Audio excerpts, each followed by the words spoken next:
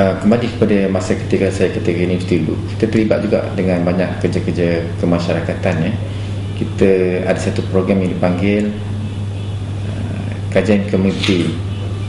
Jadi pada waktu itu saya masih ingat pada waktu itu tahun 1990 ya, dan Kelantan pada waktu itu baru bertukar pemerintahan.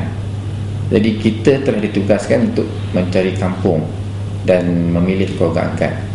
Dan pada waktu tersebut memang ada banyak masalah kerana banyak pihak masih memegang jawatan-jawatan yang berbeza. Jadi itu satu cabaran awal untuk kita masuk ke kampung, mengenal pasti kampung mana yang kita akan pilih sebagai keluarga angkat, dan seterusnya melakukan kerja-kerja kemasyarakatan seperti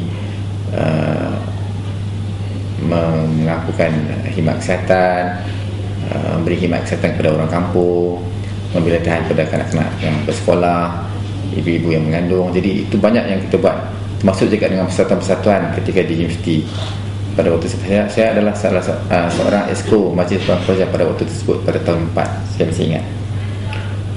Okey, saya ingin cerita sedikit tentang bagaimana seseorang tu boleh menjadi seorang doktor. Apakah keperluan yang diperlukan ya?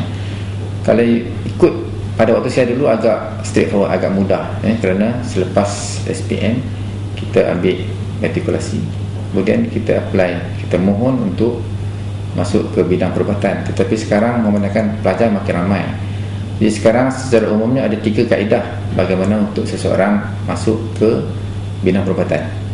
Pertama, masih memiliki kaedah seperti kaedah dulu, selepas SPM masuk ke pusat matrikulasi dan boleh memohon. Kaedah kedua, STPM, Sijil Tinggi Pelajaran. Masih lagi ramai pelajar-pelajar yang masuk bidang perubatan melalui Sijil Tinggi Pelajaran Malaysia. Kaedah ketiga adalah kalau yang dapat pembiayaan daripada pihak MARA boleh masuk melalui Kolej MARA, ikut program-program tertentu yang disediakan.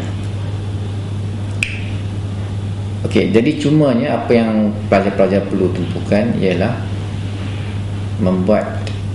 memberikan persembahan yang terbaik ketika SPM, kerana itu juga diambil kira untuk apabila seseorang memohon untuk masuk ke bidang perubatan. Untuk menjadi seorang doktor pakar, selepas kita tamat latihan housemanship, sekarang ni housemanship adalah 2 tahun. Kemudian selepas 2 tahun housemanship, kebanyakan daripada doktor-doktor ini akan ditempatkan di hospital daerah, kebanyakan dari mereka. Selepas tempoh 2 tahun selepas tersebut, barulah boleh memohon untuk meneruskan latihan dalam bidang kepakaran. Okay, so doktor secara keseluruhannya ialah 4 tahun selepas habis graduate degree yang pertama. Jadi untuk memohon bidang kepakaran tertentu, setiap kepakaran tertentu memerlukan kelayakan yang tertentu. Ada kepakaran disiplin tertentu, dia memerlukan seseorang doktor tersebut memberi pengalaman bertugas di dalam bidang tersebut. Jadi kadang-kadang ia bergantung juga pada nasib sebab sedikit. Kalau kita berpeluang untuk bertugas di bidang yang kita minat, jadi mungkin peluang untuk kita dapat memohon bidang yang kita hendak itu mungkin lebih tinggi peluang untuk mendapatnya.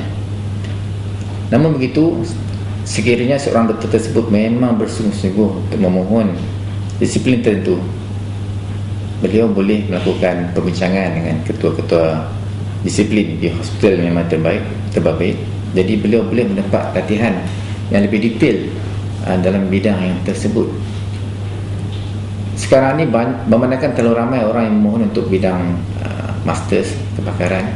Jadi kebanyakan daripada universiti telah mengadakan peperiksaan untuk seseorang tu dilihat sama ada boleh atau tidak masuk ke bidang masters yang tersebut yang dipilih ya. Itu kalau kita memilih program masters di universiti tempatan. Ada satu lagi kaedah kalau seseorang doktor ini